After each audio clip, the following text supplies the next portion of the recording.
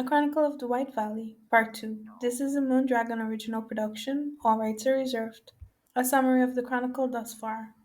In the waning days of the Great Westward Migration, the idealistic Henry Cooper led a company of 90 souls away from the safe valley of the known trails, lured by whispers of an untouched paradise called the White Valley.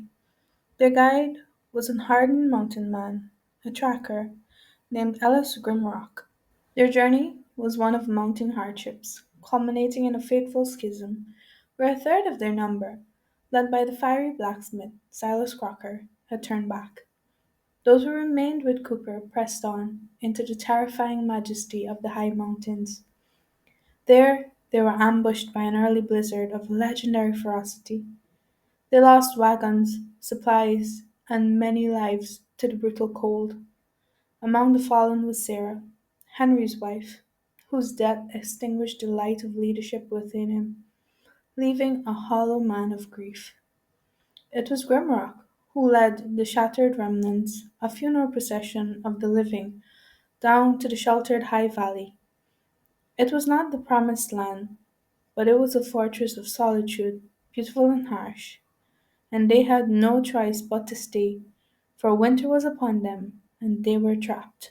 Through that first brutal winter, leadership was passed to a council: the practical builder Thomas Rivers, the resilient healer Anya Petrova, and the wise scribe Eleanor Vance. They battled starvation, a deadly fever that claimed more lives, and the dawning despair that threatened to unravel them from within. This internal conflict was given voice by the bitter teamster Caleb Hodge, who blamed Cooper for their ruin. The community's salvation came from a defiant speech by the resurrected Henry Cooper, who pulled them from the brink, not with hope, but with a call to stubborn collective defiance. This newfound resolve was rewarded with the discovery of coal seam, providing life giving warmth and a symbol for the valley's hidden sustenance. In the spring, a new threat had emerged. It was the original inhabitants of the valley, a native tribe that was led by a stern and intelligent chief known as Stone. Through a tense, silent dialogue, an exchange of gifts, a fragile peace was brokered. This peace was tested and ultimately forged into steel when the settlers rescued Stone's son from a river, and then later stood alongside his warriors to repel a raid from a rival Crow war party. They were no longer considered invaders and defenders. They had become neighbors, bound by a mutual respect and shared understanding of the land's harsh laws. They had survived nature, starvation, and external conflict, but the greatest test of their character was yet to come, and it would rise not from the earth or from a foreign land, but from the darkness within their own hearts. The second spring within the valley dawned, not with a struggle for survival, but with the quiet rhythm of earned grace. The snows receded from the south facing slopes, revealing earth dark and rich with promise. The memory of the starving times were not forgotten, but stored away like bitter medicine that had, in the end, strengthened the Constitution. The colony, now thinking of itself as the people of the valley, moved with a new purpose. Under Thomas Rivers' direction, they had felled timber all winter, and now the air was filled not with the desperate sound of axes, but of the steady sawing and hammering of men raising permanent homes. The cabins were square logged affairs, with proper stone chimneys and roofs of hand split cedar. Glass windows, precious beyond measure, were salvaged from the wreckage of the abandoned wagons on the high pass, and they gleamed in the morning sun. They were tiny, murky plains, but they were a declaration. We look out from here. We are not merely hiding. The common hall, the hearth, was expanded. Its great stone fireplace was now the true center of the community. The smell of baking bread, made from a coarse flour ground from a hardy native grass seed that the women had discovered, was now often more overpowering than the constant scent of wood smoke and pine. Henry Cooper, though the silver in his hair had spread like a frost, and a permanent sadness lived in the lines around his eyes, had found a new equilibrium. He was not the fiery eyed dreamer of independence, nor the shattered ghost of the high past. He was something quieter, more enduring, like granite in the valley walls. He worked alongside everyone else, his hands now coarse, callous, and strong, but his true role was that of a mediator, a thinker. He often talked with Chief Stone, and the two men communicated in a patchwork language of signs, shared words, and a deep unspoken understanding of the burdens of leadership. This peace between the valley people and the natives was a careful living thing. There was trade, expertly tanned deer hides for forged iron nails, baskets of sweet earthy roots for a well made clay pot. The children of the settlers and the children of the tribe, as children often do, found a common language of play first. They would chase each other along the river bank. Their laughter was a new and joyful sound in the valley. Young Finn, a dreamy eyed boy of 16, who had lost his parents on the journey, was particularly fascinated by Stone's people. He would often sit at a respectful distance, watching them fish with spears or crafted arrows, his fingers itching to try. It was on one such it was on one such afternoon that this part of the story began. Young Finn was at his favorite pastime, panning for color, at the quiet eddy of the river.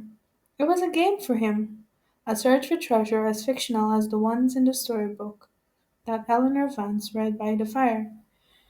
He'd find flecks of maca that shone like silver and would call them fool's gold, laughing at his own joke. He liked the quiet concentration of it, the swirl of the water in his crude wooden pan, the hope of finding something shiny. On this day, the sun was angling low, catching the water in a way that made the whole river glow. He swirled the gravel, washing away the lighter sand. Something caught in the light, not a fleck, a lump, a pebble that seemed to hold the sunlight within itself. His heart hammered against his ribs. He plunged his hand into the icy water and closed his fingers around it. It was heavy, unnaturally heavy for its size. He stumbled back onto the bank, water soaking his trousers, and held it up to the light. It was not a pebble, it was a nugget, rough, jagged, and about the size of the first joint of his thumb. It was a color that he had only heard described in the whispered tales around campfires on the plains, a deep, warm, undeniable yellow. Gold. He scrambled into the gravel, his hands numb with the cold and excitement. He found two more, smaller but just as real. He clenched them in his fist so tight that the edges bit into his palm. He looked around, suddenly paranoid. Had anyone seen? The forest seemed to watch him. The mountains felt like judges. He ran. He did not go to the main clearing. He ran to the cabin of the man he trusted most, the man who understood the land, who was apart from the others. He ran to Grim Rock. Rock was outside his small, neat cabin, holding the edge of his skinning knife with a slow, rhythmic scrape against stone. He looked up as Flynn skidded to a halt, chest heaving, eyes wide as a spooked deer. "What's with you, boy?" Rock's voice was a low rumble, like stone grinding together in the deep underground. Flynn, unable to speak, simply opened his hands. 3 nuggets lay in his grimy paw, glowing in the evening light. Rock's sharp eyes did not widen. They narrowed. The rhythmic scraping stopped. He did not reach for the goal. He looked from the nugget to Flynn's face, and then his gaze traveled slowly around the clearing, into the darkening woods, as if he could see the future unfolding there. It was a dark and bloody road. "Where?" was all he said. his voice barely a whisper. The river bend, south of the big cottonwood, Flynn gasped. Rock was silent for a long time. The only sound was the wind in the high pines, a sound like the distant oceans. Finally, he reached out and closed Finn's fingers over the gold, his grip like iron. You listen to me, boy. You put these in your pocket. You go home. You tell no one. Not your friends. Not the girl who smiles at you. No one. This. This is a fire that will burn down everything we've built. You understand me? Finn, frightened by the intensity in the old man's eyes, nodded mutely. This is a test, Rock said, releasing his hand. A harder test than winter or cruel raids. This is a test of a man's soul. Go now and speak this to no one. But a secret of such weight is like poison in the blood. Flint tried to hold it. For 2 days he avoided the river. He avoided people. He jumped at every sound. The nuggets in the leather pouch under his mattress felt like they were burning a hole through it. The pressure inside him built until he felt like he would burst. He had to tell someone. He couldn't tell Cooper, whose authority felt distant and stern. He couldn't tell the council. He chose, as the weak often do, to tell someone he thought was his friend. Jeb, a young man a few years his senior, who worked with Caleb Hodge. Jeb was loud and boastful and full of stories of the wealth and women that awaited him back in the real world. Flint pulled Jed aside behind the smokehouse. Jeb, swear you won't tell. Of course, Flynn. What is it? You finally kissed that Millie girl? Flynn, his hand trembling, showed him the gold. Jeb's bravado vanished. His eyes locked onto the nuggets with hunger so raw it was almost animalistic. He grabbed Flynn's wrist. Where did you get that? He demanded, his voice tight. The river. But Rock said to tell no one. He said it's a curse. Rock's an old fool who's been on these mountains too long, Jeb hissed. His mind's already racing and calculating. This isn't a curse. It's a blessing. This is our ticket out of this damn frozen hole. He clapped Finn on the shoulder with false camaraderie. Don't you worry. This stays between us. But we need to tell the right people. People with vision. Jeb's right people was Caleb Hodge. That night, in the dim light of a single candle in Hodge's cabin, the secret ceased to be a secret. Hodge, Jeb, and two other men of similar disposition, a carpenter named Clive and a former farmer named Earl, with a perpetual grievance against the soil, stood staring at the nuggets on the rough-hewn table. Hodge picked one up, weighing it in his palm, his eyes reflecting the candle's flame. A slow, grim smile spread across his face, a smile devoid of joy, full of triumph and vindication. Cooper, he whispered into the silent room, the bookseller, the dreamer. He led us to ruin. He said this valley was our reward after suffering. He held up the nuggets. By God, he was right. He just didn't know what the reward was. Rock knows, Finn mumbled, terrified by the turn of events. He told me to keep it quiet. He said it was a test. Rock serves Cooper, hot spot. He's his pet. This isn't theirs to keep quiet. This is ours.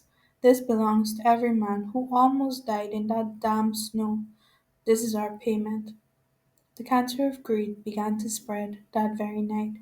Hodge was an uncanny agitator. He did not announce the discovery. He began to work in whispers, in quiet conversations after the day's labor, in the shadows of the barn. Did you know that there was gold in the river? Real gold. Cooper and Rock know. They kept it quiet, Hodge said. Why would they do that? The onlookers had said. To keep us here, to keep us as his servants, building his little kingdom while he sits on a fortune. But what about the treaty with Chief Stone, the water? The treaty with savages over this? This is more than a few fish and a handful of roots. This is a future. This is well beyond imagining. They want to deny us that? For what? The whispers found fertile ground. In some, it was a spark of excitement after 2 years of unrelenting toil. In others, like Clive and Earl, it fed a deep seated resentment that never fully healed. The community, which had been woven together so tightly by shared hardship, began to develop a fault line, invisible but deep, running right through its heart. The first outward sign was subtle. A group of men, led by Hodge, began spending more time fishing down by the southern bend of the river. They built a small sluice box, claiming it was to better channel water for the washing of gravel to improve this fishing spot. Thomas Rivers saw it and felt a cold dread. He confronted Hodge. That's a rocker box, Caleb, and we both know it. It's no fishing sluice. Hodge met his gaze with a smirk. Multi-purpose, Tom. A man has a right to improve his lot. The river is for everyone, ain't it? Not just for Cooper and his friends? The tension escalated a week later. Anya Petrova was gathering herbs from the trees downstream near the fishing operation. The water, usually clear and sweet smelling, ran cloudy with silt. The trout she usually saw darting around the pools were gone. That evening, Chief Stone and two of his warriors appeared at the edge of the clearing. They did not enter, they simply stood, their faces impassive, but their posture radiating displeasure. Chief Stone pointed at the muddy water, then at Cooper, who had come out to meet him. He made a cutting sound across his throat and turned away. The message was clear. The agreement was broken. The council was called in the hearth. The air was thick with unspoken accusations. The full community was there, packed on benches, their faces a mosaic of anxiety, anger, and confusion. This ends now, Cooper said, his voice tired but firm. He stood before the great fireplace, the flames casting shadows large upon the wall. The mining, the digging, the poisons in the water, the breaking of our word to Chief Stone. Our word is all we have here. It is the foundation of everything we've built. Caleb Hodge stood up. He was no longer bothered with whispers. His voice was loud, confident, backed by the murmurs of his growing faction. Our word? To a savage? About a river?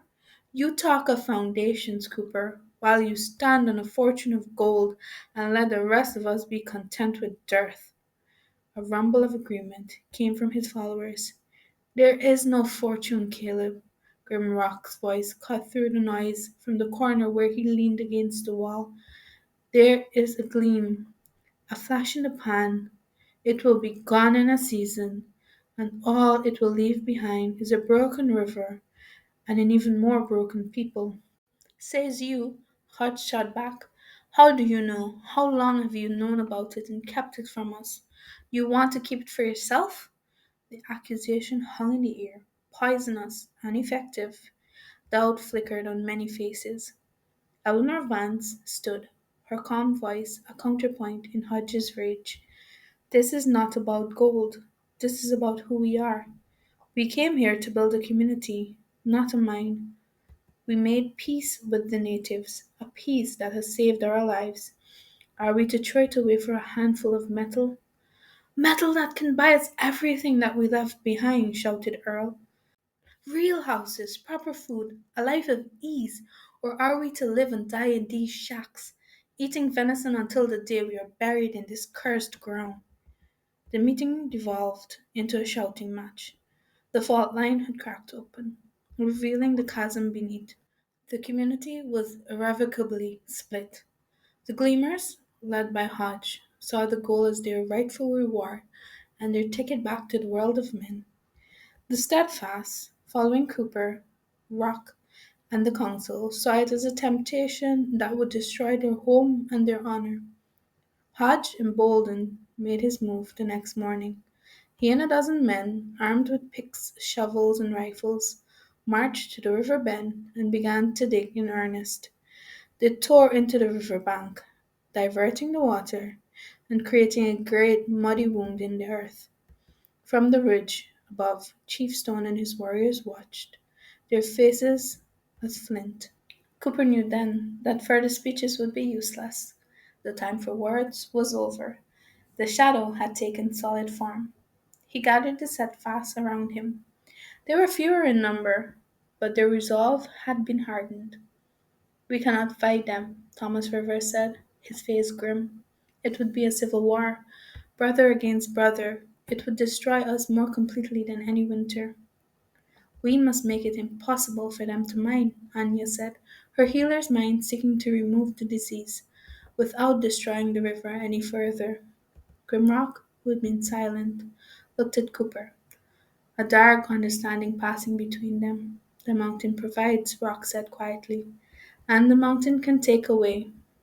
That night, under the cloak of a cloud and a moonless sky, two men became ghosts. They moved in the silence that they had learned from the natives themselves. They took with them the last barrel of their black powder, a precious relic saved for an emergency they had hoped would never come. The gleaners had posted guards, but it was Jeb, who was young, bored, and cold. He had huddled by a small fire, dreaming of San Francisco saloons. His attention was turned completely inward. Cooper and Rock slipped past him like mist. The mining site was a mess of torn earth and abandoned tools. Rock, with his unerring instinct of a man who understood stone and pressure, chose his spot at the base of the main overhang where Hodge's shaft had begun to take shape. He buried the powder keg deep, packing stones around it. Then he unspooled the fuse, leading it back to the cover of trees. He looked at Cooper. There was no need for words. This was an act of violence against their own people, a desperate, terrible act to save them from themselves. Cooper gave a single grim nod. Rock struck a spark from his flint and steel. The fuse caught. It was a sharp hiss and a shower of sparks, a tiny angry serpent racing towards its prey. They melted back into the forest. The explosion was not loud. It was a deep subterranean thump that was felt more than heard, a violent exhale from the belly of the earth. It was followed by a much louder sound, a great grinding roar, as the entire section of the river bank, undermined by the blast, collapsed in upon itself. Trees tilted and fell. Thousands of tons of rocks and mud slid into the earth, damming it momentarily before water overwhelmed the new obstacle and poured through, now running even muddier. But the mining site had been buried under 40 feet of debris. The gold seam was gone, erased. The aftermath was chaos. The gleamers, roused from their sleep, ran to the river to find that their dreams had literally been buried. Hart stood at the edge of the new landslide, his face a mass of utter disbelief that curdled into pure, incandescent rage. Cooper! He screamed into the night, his voice tearing at the fabric of the valley. I'll kill you for this! The accusation was impossible to prove, but everyone knew. The community stood on the brink of the abyss. The steadfast barricaded themselves in the hearth, fearing a violent assault. The gleamers, armed and furious, gathered around Hodge, their frustration seeking a target. It found one the next afternoon. A young, brave man from Stone's tribe, a hot-blooded youth named Chayton, who had never fully trusted the settlers, saw the further desecration of the river. Enraged, and against the order of Chief Stone, decided to take action. He crept down to the Gleamers' camp, his intention to slash their tents and spoil their food stores, an act of petty vandalism. But he was seen by Jeb. Nervous, jumpy, and still seething from the destruction of the mine, Jeb saw not a young man, but a savage threat. He didn't think. He raised his rifle, that was never far from his side, aimed, and fired. The crack of the shot echoed across the valley, a sound far more final than the explosion the night before. Chayton fell, dead before he hit the ground. A terrible silence fell. Jeb stood frozen, the rifle smoking in his hand, the reality of his actions dawning on him. He had not killed a threat, he had killed a boy. The sound brought everyone running. The gleamers emerged from their tents to see the body. The steadfast emerged from the hearth. They met in the clearing between the two camps, and in the center lay Chayton, his body soaking onto the earth. Chief Stone and his warriors arrived moments later. The chief stopped dead in his tracks. He looked at his fallen tribesmen. He looked at Jeb still holding the rifle. He looked at the gathered settlers, divided into two armed camps. His face, usually so stoic, was a storm of grief and betrayal. His eyes turned finally to Henry Cooper. The peace, so hard won, lay shattered at their feet. It was over. Hodge saw his chance. See, he yelled, pointing at the body. See what their kind brings. Now we have to fight. It's us or them. He raised his rifle, aiming towards Chiefstone. No! The voice was Cooper's. He stepped forward, directly into the line of fire, his empty hands raised for all to see. He looked not at Hodge, but at Chiefstone. The death is ours, he said, his voice carrying in the deadly silence. He used his signs, making the words simple and undeniable. The life was taken. The life must be paid. He turned to the gleaners, his own people. Give me the killer. Jeb was shoved forward, trembling, weeping. Cooper took him by the arm, not roughly, but firmly, a judicial grip. He walked him towards the center of the clearing, towards Chief Stone. He stopped a few paces before the chief. The law of your people is clear, Stone, Cooper said.